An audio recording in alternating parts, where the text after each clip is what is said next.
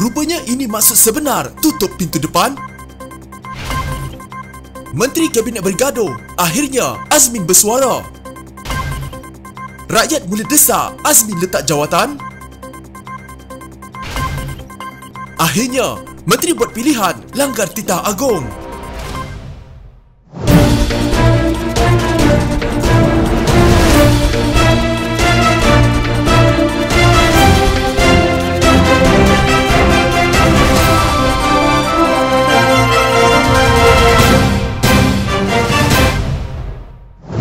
Hantaran Facebook yang dibuat Menteri Kanan Kluster Keselamatan Ismail Sabri mengundang perhatian dengan ada yang melihatnya sebagai sindiran berkaitan kebenaran operasi kilang ketika sekatan pergerakan penuh pada masa ini. Sumber Portal Malaysia Kini di Putrajaya mendakwa berlaku ketegangan antara Ismail dengan Menteri Perdagangan Antarabangsa dan Industri Azmin Ali dalam mesyuarat sebelum ini. Saya difahamkan berlaku sedikit ketegangan dalam mesyuarat Kabinet antara Menteri Kanan Keselamatan dan Menteri Kanan Ekonomi yang berpunca daripada tindakan saat akhir Menteri Perdagangan Antarabangsa dan Industri MITI untuk mengawal permohonan bagi kebenaran untuk beroperasi ketika Perintah Kawalan Pergerakan pada masa ini. Ia ditambah pula dengan isu syarikat Arak beroperasi ketika PKP yang akhirnya Ismail Sabri arahkan ia ditutup. Dakwanya kepada Portal Malaysia Kini. Hantaran Ismail di Facebook semalam memaparkan gambarnya sedang menutup pintu pejabat diiringi dengan kata-kata, "Saya dah tutup pintu depan," tapi disertai dengan emoji sedih. Ismail menjelaskan dia tidak ada sebarang maksud tersembunyi ketika membuat hantaran itu.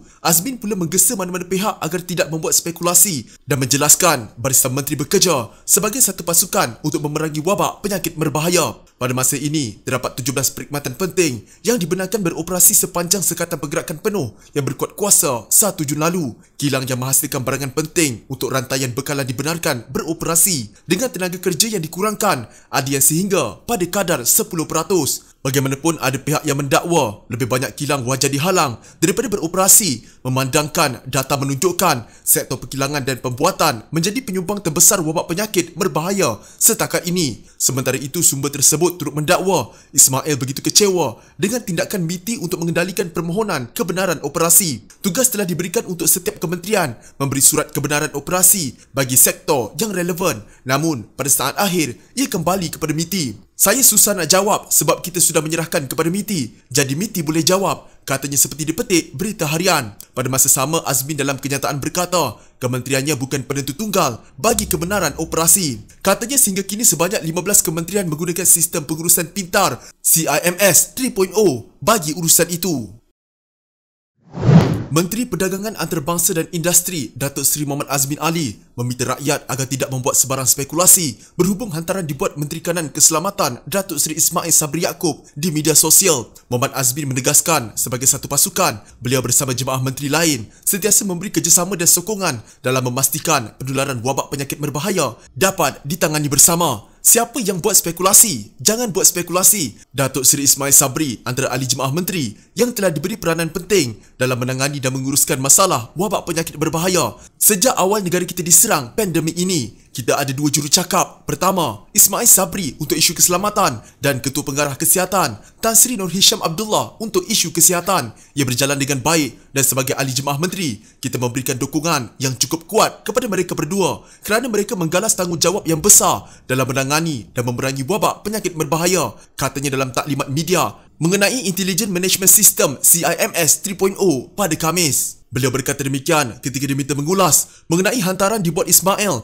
yang telah menimbulkan spekulasi dan keresahan rakyat. Respons itu sekaligus menggambarkan tiada timbul isu berlaku pertelagahan antara dua pemimpin kanan kerajaan itu meskipun hantaran tersebut tidak merujuk kepada sesiapa atau menyebut mana-mana keadaan yang telah mengundang spekulasi. Kononnya mempunyai kaitan dengan kebenaran operasi diberikan kepada sebahagian besar perkhidmatan perlu dalam sektor perkilangan meskipun negara kini sedang dalam pelaksanaan sekatan pergerakan penuh atau total lockdown. Mengulas lanjut, Azmin menegaskan sebagai satu pasukan, kesemua menteri mengambil keputusan secara kolektif. Kami sebagai satu pasukan, kita selalu mengambil keputusan secara kolektif. Kita juga sentiasa ada dalam mesyuarat Majlis Keselamatan Negara MKN dan mesyuarat-mesyuarat lain. Ini prinsip yang saya pegang dan saya juga yakin rakan jemaah menteri akan terus berikan dukungan dalam memastikan semua jemaah menteri dapat mainkan peranan secara efektif, katanya.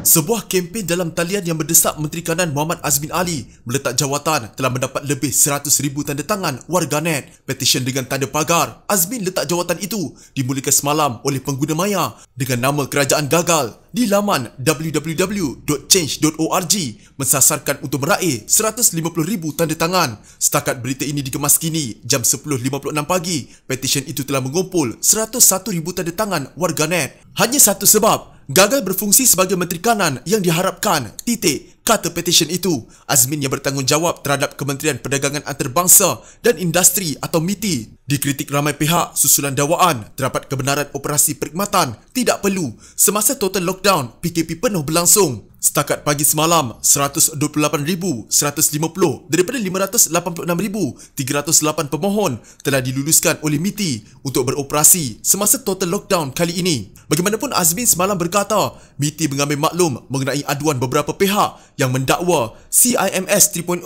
dibolosi dan mendapat kelulusan walaupun berada dalam sektor yang tidak dibenarkan beroperasi. Jelasnya, MITI bukanlah pihak tunggal yang memberikan kebenaran beroperasi sepanjang tempoh Sekatan Pergerakan penuh sekarang. Menurut Azmin, ada pelbagai kementerian lain terbabit dalam saringan sektor industri yang mengemukakan permohonan melalui sistem pengurusan pintar CIMS 3.0 kendalian MITI. Terdahulu hantaran Facebook "Saya dah tutup pintu depan" yang dibuat Menteri Kanan Kluster Keselamatan Ismail Sabri mengundang perhatian. Walaupun kemudian dinafikan Ismail ada maksud lain di sebalik hantarannya itu, ada pihak melihatnya sebagai sindiran berkaitan kebenaran operasi kilang ketika Sekatan Pergerakan penuh pada masa ini. Sumber Portal Malaysia Kini di Putrajaya mendakwa berlaku ketegangan antara Ismail dengan Azmin Ali dalam mesyuarat kabinet sebelum ini. Ketegangan itu didakwa sumber berpunca daripada tindakan saat akhir MITI untuk mengawal permohonan bagi kebenaran untuk beroperasi ketika Perintah Kawalan Pergerakan PKP pada masa ini. Ditambah pula dengan isu syarikat Arak beroperasi ketika PKP yang akhirnya Ismail Sabri arahkan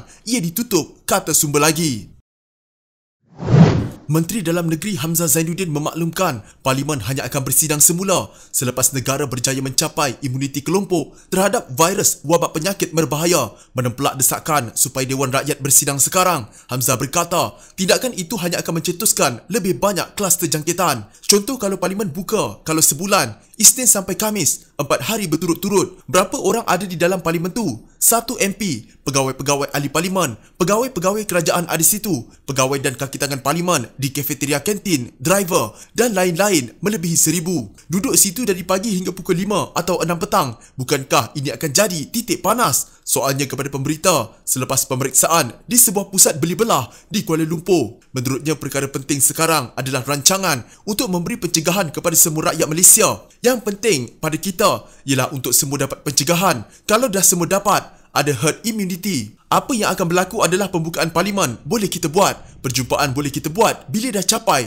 tahap herd immunity. Tapi selagi mana kita belum dapat tahap itu, mengapa mesti kita buat cadangan-cadangan yang boleh jadi kluster-kluster yang boleh merosakkan lebih ramai lagi perasaan tidak senang hati dan macam-macam hashtag dikeluarkan, katanya lagi. Menteri Dalam Negeri berkata demikian ketika menjawab pertanyaan mengenai rancangan kerajaan untuk mengambil tindakan terhadap golongan anti pencegahan apabila Hamzah tiba-tiba mengulas gesaan Parlimen diizinkan untuk kembali bersidang. Untuk rekod, Dewan Rakyat belum bersidang tahun ini. Kerajaan Perikatan Nasional menolak untuk mengadakan sidang Parlimen dengan kebimbangan terhadap wabak penyakit berbahaya sebagai alasan walaupun didesak oleh banyak pihak daripada pemimpin pembangkang dan parti pemerintah. Pentadbiran yang diterajui Muhyiddin Yassin mengisytiharkan proklamasi darurat pada bulan Januari yang memberi kuasa menggantung Parlimen. Walau bagaimanapun, sebelum ini, pada 24 Februari, Yang di-Pertuan Agong Al-Sultan Abdullah Riayatuddin Al-Mustafa Billah Shah bertitah bahawa Parlimen boleh bersidang semasa tempoh darurat. Sementara itu, Hamzah mendakwa malahan parti pembangkang PKR juga